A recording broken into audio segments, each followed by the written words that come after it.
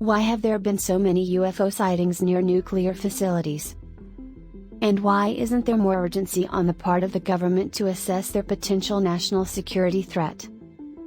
The team has been investigating a wide range of these sightings, and advocating more serious government attention. All of the nuclear facilities, Los Alamos, Livermore, Sandia, Savannah River, all had dramatic incidents where these unknown craft appeared over the facilities and nobody knew where they were from or what they were doing there, says investigative journalist George Knapp, who has studied the U.F.O nuclear connection for more than 30 years. There seems to be a lot of correlation there, says Lou Elizondo, who from 2007 to 2012 served as director of a covert team of U.F.O researchers operating inside the Department of Defense. The program, called the Advanced Aerospace Threat Identification Program, ATIP, received $22 million of the Pentagon's $600 billion budget in 2012, The New York Times reported. The UFO nuclear connection began at the dawn of the atomic age. Nuclear-adjacent sightings go back decades, says Robert Hastings, a UFO researcher and author of the book UFOs and Nukes, Extraordinary Encounters at Nuclear Weapons Sites. Hastings says he's interviewed more than 160 veterans who have witnessed strange things in the skies around nuclear sites. You have objects being tracked on radar performing at speeds that no object on Earth can perform, Hastings says. In late 1948, green fireballs were reported in the skies near atomic laboratories in Los Alamos and Sandia, New Mexico, where the atomic bomb was first developed and tested. He says they told him UFO activity was so commonplace there, employees were assigned to monitor the activity. In the 1960s and 70s, repeated UFO sightings emerged at Malmstrom Air Force Base in Montana, a storage site for nuclear-tipped intercontinental ballistic missiles, ICBMs. Robert Salas says several of those missiles became inoperative at the same time base security reported seeing a glowing red object, about 30 feet in diameter, hovering over the facility. But the repeated proximity to sensitive defense sites connected to our nation's most powerful weapons has raised the question of whether they might originate from adversaries, known or unknown. Are UFOs a threat to national security?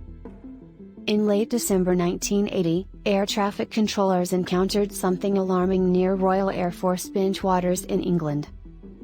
Barker says it was shaped like a giant basketball, with portholes around the center, from which lights were emanating outward. Barker didn't report the sighting to his superiors. You don't understand what the Air Force did to people who reported UFOs, he says. Halt led a patrol that night to investigate strange colorful lights seen descending into nearby Rendlesham Forest. Then the beam source quickly left, flying north toward the base, says Halt, who audiotaped the incident at the time. Read more. These 5 UFO traits, seen by Navy fighters, defy explanation. In recent years, sightings of unidentified aerial phenomena have emerged from America's nuclear navy.